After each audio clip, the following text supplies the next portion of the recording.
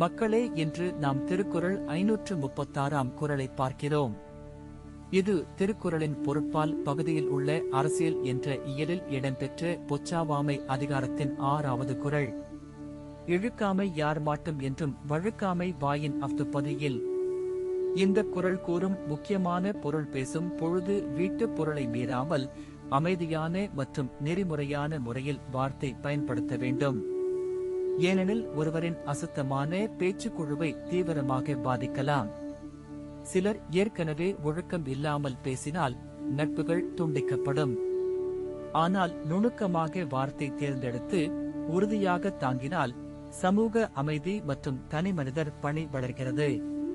திருவள்ளுவர் இதை எளிமையாக தருகிறார். இன்றைய வாழ்க்கையில் இது மிகவும் பொருத்தமாகும். இன்றைய வாழ்க்கையில் சமூக ஊடக புலன்கள் பெருகியுள்ளதால் தவறான வார்த்தைகள் விரைவில் பரவுகின்றன. அதனால் நம் பேச்சு ஒழுங்கை பின்பற்றி சுத்தமான மனதுடன் வாழ வேண்டும். இப்போதிலிருந்து இந்த குறளை பின்பற்றி எல்லோருக்கும் நல்ல உதாரணமாக இருங்கள். அடுத்த குறளில் மீண்டும் சந்திப்போம்.